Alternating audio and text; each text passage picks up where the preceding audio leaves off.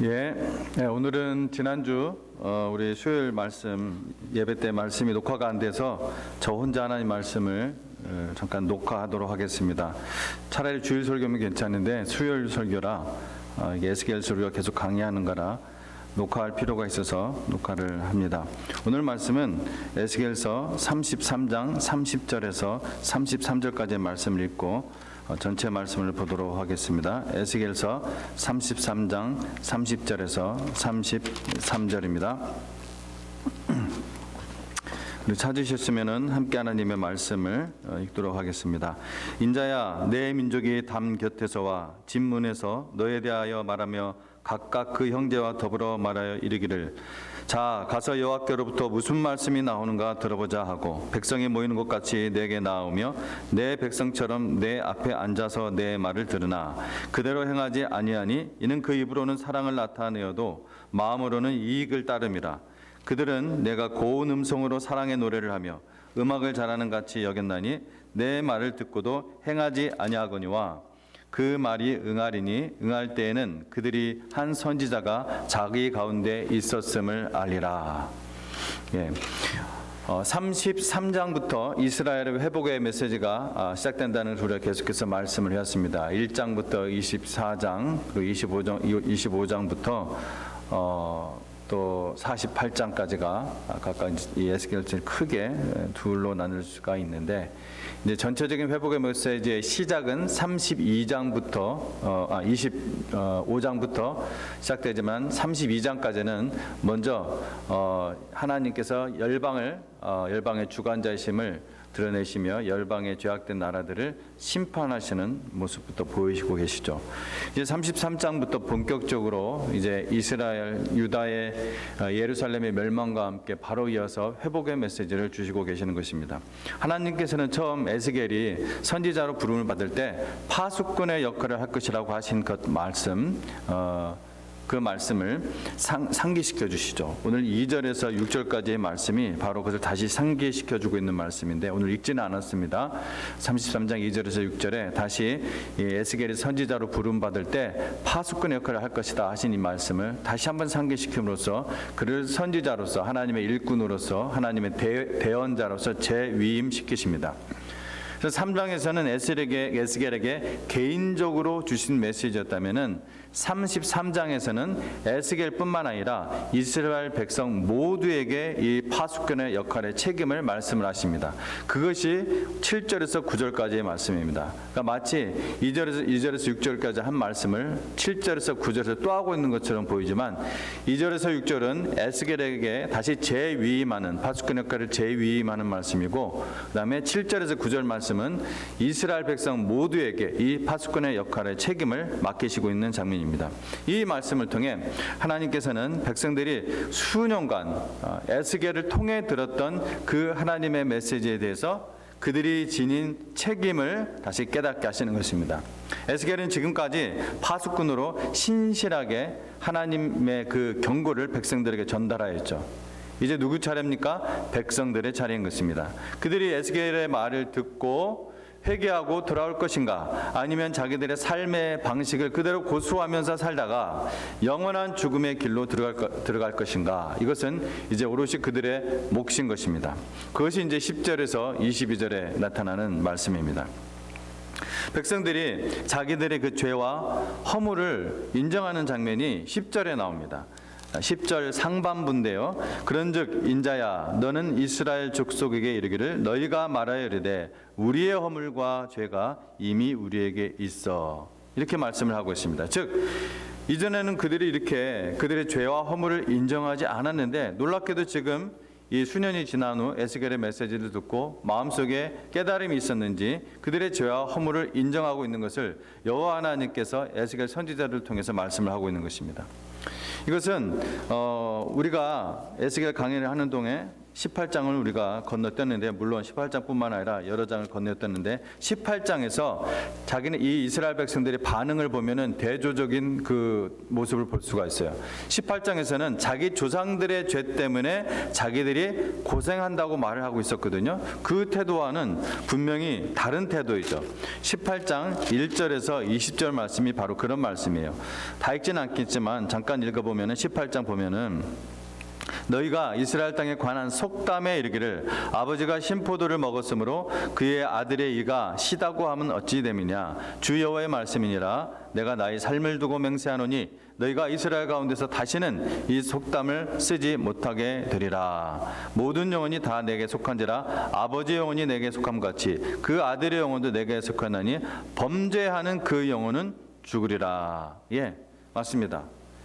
하나님께서 지금 이렇게 꾸짖고 계시는 거예요. 마치 자기네들이 허물과 그 죄를 자기네의 조상들이, 자기네 아버지가 이러한 잘못을 범했기 때문에 우리는 잘못이 없는데 우리의 부모들이 이런 잘못을 저질렀기 때문에 우리의 믿음의 조상들이 하나님 앞에서 죄를 저질렀기 때문에 우리가 이러한 고통을 당하고 있다. 그것을 그들이 이스라엘 땅에 있었던 그 당시의 속담을 빌어서 그렇게 이야기를 하고 있었던 거예요. 아버지가 신포도를 먹으니까 내 이도 시다.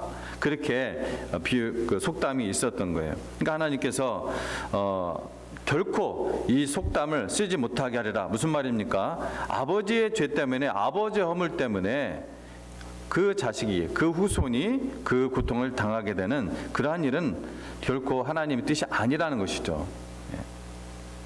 그래서 이런 태도였는데 오늘 우리가 읽었던 33장 10절 상반부에서는 바로 자기네들의 허물과 죄 때문에 이렇게 고통을 당하고 있다. 분명히 자기네들의 그 죄를 인정하고 있는 거예요. 하지만 그들이 에스겔의 메시지를 듣고 자기들의 그 죄를 인정하는 것까지는 좋았지만 이제 그 죄 때문에 이제 망하게 되었다. 이렇게 체념하는 것이 문제예요. 자, 아까 10절 읽었는데 10절 그 하반부를 더 읽어보도록 하겠습니다. 이르되 우리의 허물과 죄가 이미 우리에게 있어 우리로 그 가운데서 쇠퇴하게 하니 어찌 능히 살리오 하거니와. 예, 이제 완전히 그냥 망하게 됐다. 끝났다 우리는. 이렇게 체념하고 있는 장면입니다. 그들은 이 에스겔의 경고는 악인을 향한 경고임과 동시에 돌이켜서 그 악으로부터 하나님께 돌아오는 자들을 향한 소망의 메시지라는 사실을 알아야만 했습니다. 그것을 믿어야만 했습니다. 사실 이 말씀은 18장 23절에서 아까 우리가 읽었던 그 18장 다시 돌아간다면은 18장에서도 이 말씀을 하셨어요. 18장 23절에 주 여호와의 말씀이니라. 내가 어찌 악인이 죽는 것을 소금인들 기뻐하랴. 그가 돌이켜 그 길에서 떠나 사는 것을 어찌 기뻐하지 아니하겠느냐.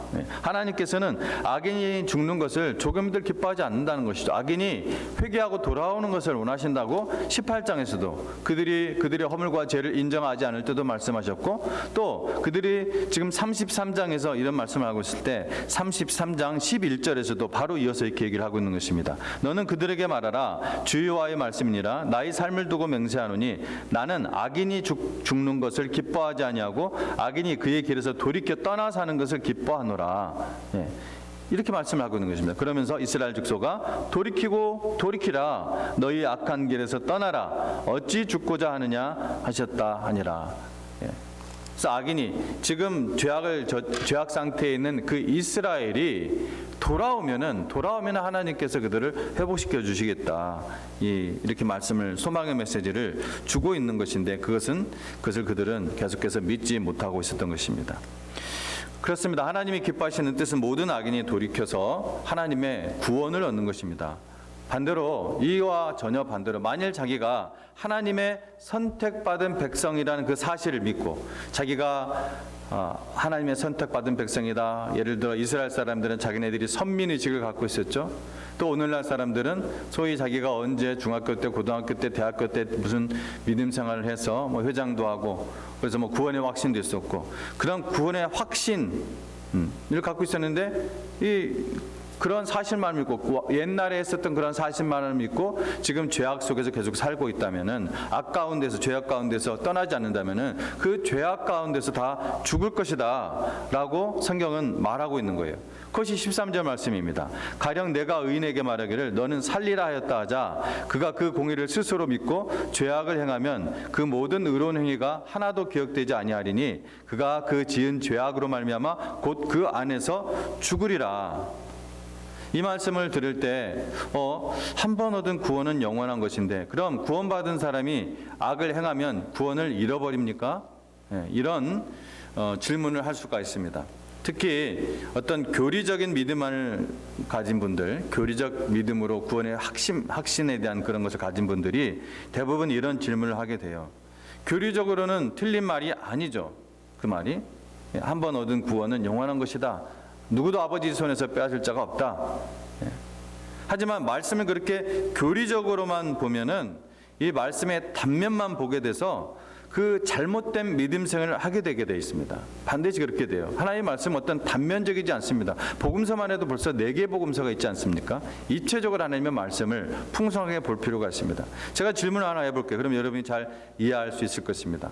여러분, 성도는 하나님께서 주신 선물을 믿고 사는 것이 아니라 그 선물을 주신 하나님을 믿고 사는 것이죠. 그렇죠? 다시 한번 말씀드려볼게요. 성도는 하나님께서 주신 선물을 믿고 사는 것이 아니라 그 선물, 모든 것을 주시는 그 하나님을 믿음으로 사는 것 아니겠습니까? 그렇죠? 그 반대란 뭐예요? 여러분 얘기했듯이 그것은 우상 숭배입니다. 하나님을 믿는 것이 아니라 하나님 주신 선물을 더 좋아하면은 그것을 믿으면서 산다는 것은 그것이 바로 우상 숭배인 것입니다.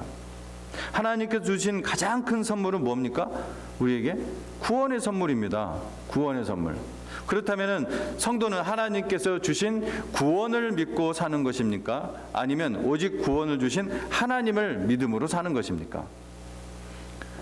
여러분은 받은 구원을 믿나요? 아니면 그 구원을 주신 하나님을 믿는 것인가요? 이건 너무나 당연한 대답이 나오는데 이 질문을 하는 이유는 여러분 잘 알 것입니다. 구원의 확신 그 자체를 믿는 것이 중요한 것이 아니라 그런 구원의 확신을 주신 하나님을 믿는 것이죠. 계속해서 우리가 하나님을 믿는 것입니다. 당연히 구원을 주신 하나님을 믿으며 사는 것입니다. 하나님 주신 구원을 믿으며 사는 것이 아니라. 로마서 1장 17절 말씀에 복음에는 하나님의 의가 나타나서 믿음으로 믿음에 이르게 한다고 했습니다. 우리는 계속해서 믿음 안에 거하는 삶으로 말미암아 하나님의 그 복음에 의가 나타나는 거예요. 불의한 우리를 복음으로 말미암아 의롭게 하셨단 말이에요. 요한복음 1장 12절 말씀에 영접하는 자 곧 그 이름을 믿는 자들에게는 하나님의 자녀가 되는 권세를 주셨다. 암송화가 계시죠? 그래서 믿는 자들 했을 때 곧 그 이름을 믿는 자 했을 때 그 믿는 자는 헬라어로 현재형입니다. 헬라어의 현재형은 이 시제는 더 중요한 것은 그 행위에 있거든요. 헬라어 문법에 있어서 과거, 현재, 미래 이거보다 더 중요한 것은 그 행위에 있었어요. 그럼 헬라어에 있어서 현재형은 뭐냐? 계속해서 하는 행위를 말하는 거예요. 계속해서. 즉 계속해서 믿는 행위를 가리키는 거예요. 여기서 영접하는 자 곧 그 이름을 계속해서 믿는 자, 계속해서 그리스도 안에 거하는 자, 그들에게 하나님의 자녀가 되는 권세를 주셨다. 과거에 이걸 또 엉뚱하게 또 이해를 하실까 봐 다시 거꾸로 해야 되면 과거에 내가 믿음으로 하나님의 자녀로 살았지만 지금 전혀 믿음과는 상관없는 삶을 살고 있는데 믿음 밖에서 살고 있는데 한 번 얻은 구원은 영원한 구원, 이런 교리적인 지식이 회개함 없이 계속해서 그런 삶을 사는 사람에게 구원을 줄 수 있겠느냐? 당신 구원받았다. 그 사람한테 인간적으로 위로의 말이 될 수는 있을지 모르겠지만 그것은 성경이 말하는 진리가 아닙니다. 그것이 오늘 말했던 그 13절 말씀이에요. 이스라엘의 혈통적 선민 의식이 오히려 그들을 망하게 한 것입니다. 그들의 그 교만이. 하나님은 평생에 행한 의와 죄를 이걸 달아보시고서 많은 쪽에 점수를 주시는 것이 아니라 언제든 말씀을 듣고 회개와 믿음으로 반응하였는가, 이거에 관심을 가지고 계십니다. 하나님의 말씀을 귀담아 듣고 순종했는가, 이 여부가 죽고 사는가를 결정한다는 거예요. 그러나 백성들은 뭐라고 합니까? 하나님 그렇게 하는 것은 공평하지 않습니다. 이렇게 지금 오늘 얘기하고 있는 거예요. 그것이 17절과 20절의 말씀입니다. 한번 같이 읽어보세요.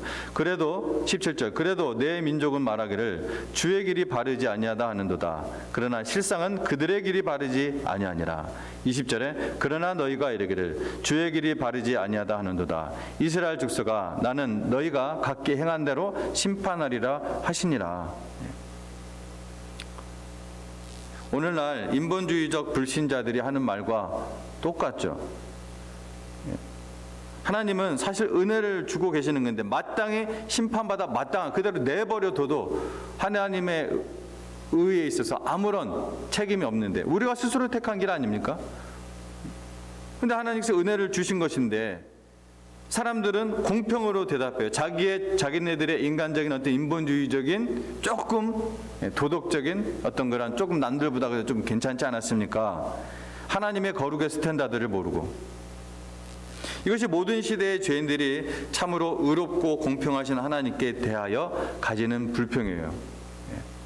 인본주의적 잣대로 인본주의적 불신자들이 하는 거죠. 하나님 공평하지 않다. 자기가 하나님을 판단하는 자리에 있으니까 어찌 하나님의 은혜로운 말씀이 그 교만한 귀에 들릴 수 있겠습니까? 이 은혜의 말씀이 전혀 안 들립니다. 그런 자에게 예수님께서 말씀하신 거죠. 들을 귀 있는 자는 들으라. 귀를 열라 그 말씀이시죠. 21절 말씀에 그 도망한 자가 내게 나오기 전날 저녁에 여호와의 손이 내게 임하여 내 입을 여시더니 다음 아침 22절이군요. 21절 우리가 사로잡힌 지 12째 해 10째 달 5째 날에 그러니까 12년 잡힌 지 12년 10월 5일에 예루살렘에서부터 도망하여 온 자가 내게 나와 말하기를 그 성이 함락되었다. 예루살렘 함락 소식이 이제 바벨론에 있는 모든 이스라엘 백성에게 전해짐으로써 에스겔은 어떻게 됐습니까? 그 에스겔이 예언한 그 메시지들이 다 만든 말이라는 것이 증명이 되었죠. 입증이 되었죠. 즉 에스겔이 참 하나님이 사용하시는 참 선지자임이 입증이 되었습니다. 하지만 에스겔이 자신의 그 참됨이 입증되었다고 해서 그것이 반갑고 기쁜 일일 수는 없었을 것입니다. 사실 자기 고향, 자기 고국이 그 조국이 멸망을 했는데 그것이 입증이 되었다고 해서 어떻게 그것이 기쁘고 즐거운 일일 수가 있겠습니까? 사실 일어나기를 원치 않았던 일이 결국 일어난 것이죠. 반드시 일어날 일이었겠지만 하나님이 그렇게 심판으로 작정하신 예언이셨기 때문에 사람들이 하나님의 말씀을 참 자의적으로 해석하는 수준이 여기서 참 놀라워요. 24절 말씀을 보면요. 24절에 인자야 이 이스라엘의 이 황폐한 땅에 거주하는 자들이 말하여 이르기를 아브라함은 오직 한 사람이라도 이 땅을 기업으로 얻었나니 우리가 많은즉 더욱 이 땅을 우리에게 기업으로 주신 것이 되느니라 하는도다. 지금 하나님의 말씀을 자의적으로 해석을 해요. 자기는 나름대로 무슨 개다리에 뜯다가 수다리에 붙인다 그런 말이 있죠. 말도 안 되는 해석을 하고 있는 거예요. 이 예루살렘에 남아있는 사람들이 지금 하는 말이거든요. 하나님이 옛날 이 아브라함 한 사람에게도 이 가나안 땅, 이 약속의 땅을 주셨는데 이제 우리는 이렇게 많으니 당연히 하나님이 이 땅을 계속 우리에게 주시지 않겠느냐 차이적으로 해석을 하고 있는 거예요. 하나님 그에게 다 들리죠. 그들의 마음속까지 감찰하시는데 그런 참으로 비참한 폐허 속에서 그런 인위적인 소망이라도 붙잡아야 살아갈 수 있을지 모르겠습니다. 하지만 지금 뭘 봅니까? 또다시 여기서 우리는 인본주의적인 사상을 보는 것이죠. 신본주의적 하나님의 말씀을 보는 것이 아니라 넘버와 사이즈를 보고 있는 거예요. 넘버와 사이즈의 잣대를 들이대는 전형적인 죄인의 모습입니다. 에스겔은 그런 비참하고도 그릇된 소망마저도 하나님의 말씀으로 어떻게 돼요? 깨트려야 됐습니다. 왜? 그것은 그릇된 소망이고 잘못된 거짓 소망이기 때문에, 거짓 위로이기 때문에. 여러분, 설교자는 인간적인 위로와 인간적인 어떤 소망이 필요한 사람에게도 죄인의 결말과 최후의 심판, 영원한 지옥에 대해서 직언해야 될 때가 있습니다. 예를 들어서 예수를 믿지 않고 죽은 가족에 대해서 좋은 곳에 가셨습니다. 평안히 안식할 것입니다. 이런 거짓을 말할 수 없어요. 사실 현재 이스라엘 백성에게는 위로가 필요하지 않겠어요? 지금 그냥 완전히 다 고국이 멸망을 해버렸고 또 지금 포로 생활을 하고 있는데, 근데 하지만 하나님은 거짓 위로 대신에 그들의 그 남은 소망마저 철저히 깨트리세요. 왜? 하나님이 아닌 다른 데서 얻는 모든 소망과 위로는 다 거짓 소망, 거짓 위로이고 우상 숭배이기 때문에 그렇습니다. 30절 말씀 보도록 하겠습니다. 인자야, 내 민족이 담 곁에서와 진문에서 너에 대하여 말하며 각각 그 형제와 더불어 말하여 이르기를, 자 가서 여호와께로부터 무슨 말씀이 나오는가 들어보자 하고. 에스겔 선지자의 메시지는 그 진실이 입증되었고 이제 더없이 많은 사람들이 그에게 귀를 기울이게 되겠죠. 왜? 에스겔이 말한 것들이 다 입증이 되어 버렸으니까. 일어나기 전에 했던 예언의 말씀들이 다 예언이 성취되었으니까. 그래서 사람들이 담 곁에 또 진문에 모이기만 하면은 에스겔 얘기를 하는 거예요. 야, 에스겔 선지자 대단해. 에스겔이 말한 것들은 다 이루어졌어. 그가 한 말이 다 참말이야. 정말 참된 하나님의 선지자야. 그러면서 자, 우리가 선지자의 말씀을 들어보자 하고 이렇게 말을 했던 거예요. 뿐만 아니라 그 뒤를 보면은, 그 뒷구절을 보면 사람들이 에스겔은 음악도 잘하고 고운 음성으로 사랑의 노래를 잘 부르는 자라고 막 축켜 세우기까지 하는 거예요. 여러분, 어떤 선지자, 어떤 설교자가 사람들의 이런 찬사를 좋아하지 않겠습니까? 기쁘게 듣지 않겠습니까? 하지만 그들이 말씀을 듣겠다고 에스겔에게 나와 입으로는 말하지만 마음에서는 자기 이익만 챙기고 있었고요. 말씀을 귀로는 듣기는 하지만 순종하는 삶은 전혀 없었던 거예요. 그것이 31절 32절 말씀이에요. 우리가 읽었던 백성이 모이는 것 같이 내게 나아오며 내 백성처럼 내 앞에 앉아서 내 말을 들으나 그대로 행하지 아니하니 이는 그 입으로는 사랑을 나타내어도 마음으로는 이익을 따름이라. 그들은 내가 고운 음성으로 사랑의 노래를 하며 음악을 잘하는 자같이 여겼나니 내 말을 듣고도 행하지 아니하거니와. 여러분, 이처럼 선지자를, 이처럼 설교자를 좌절케 하는 것이 어디 있겠습니까? 설교자가 자신의 메시지를 좋다고 하면서 결코 변화되지는 않는 이러한 영혼들을 보는 것은 참으로 괴로운 일입니다. 목회자는 사람들의 인기를 얻고 사람들의 마음을 즐겁게 하는 연예인이나 정치인이 아니라 하나님의 종이라는 사실을 망각하면 망합니다. 그거를 망각하고 목회자가 사람들의 이야기에 휘둘리면은 교회가 보이지 않는 곳에서부터 가장 기초부터 금이 가기 시작하고 결국은 어떤 생각지도 못한 원인, 어떤 생각지도 못한 때에 교회는 부서지기 시작하는 것입니다. 교훈을 보고 우리 마치도록 하겠습니다. 하나님의 말씀이 중요하다고 하면서도 여전히 나의 잣대를 기준으로 살아가고 있지는 않습니까? 말로는 하나님의 말씀이 중요하다고 하면서도 여전히 내 생각이 꽉 차가지고 내 잣대, 내 기준으로 살아가고 있지는 않느냐 이 말씀입니다. 두 번째, 하나님의 말씀을 사모한다고 하면서도 이 하나님 말씀 앞에서 자신을 쳐서 복종시키는 순종이 없지는 않습니까? 내 말을 듣고 행하는 자라야 아버지를 사랑하는 자다, 나를 사랑하는 자다, 주님께서는 말씀하셨죠. 여전히 하나님 외에 헛된 것에 소망을 품고 살아가고 있지는 않습니까? 하나님의 말씀을 듣는 거, 그 말씀대로 살지 않는 거, 이 둘 중에 하나 우리는 택하며 살게 됐는데 그 책임은 바로 나 자신에게 있는 것입니다. 어느 누구의 책임도 아닙니다. 기도하고 예배를 마치겠습니다. 하나님 감사합니다. 오늘도 저희 이 말씀을 통해 에스겔 선지자의 말씀을 통해서 다시 한번 이스라엘 백성, 하나님의 참 선택된 백성이 어떠한 죄악에 빠지고 어떠한 우상 숭배에 빠지고 또 그들이 참으로 에스겔 선지자의 말씀을 듣고도 끝까지 순종치 않았던 모습을 돌아보았습니다. 이 말씀을 통해서 우리에게 참 비춰주시는 교훈을 잘 기억하여서 우리가 늘 내 잣대가 아니라 내 기준이 아니라 하나님의 말씀을 기준으로 삼고 또 하나님의 말씀을 정말 행함으로 말미암아 하나님을 사랑함을 드러내게 하여 주시고, 우리가 참된 소망, 하나님 외에 다른 소망을 붙잡지 않도록 늘 하나님 앞에 서게 하여 주시옵소서. 주신 말씀대로 살기 원하오며 예수님 이름으로 기도합니다. 아멘.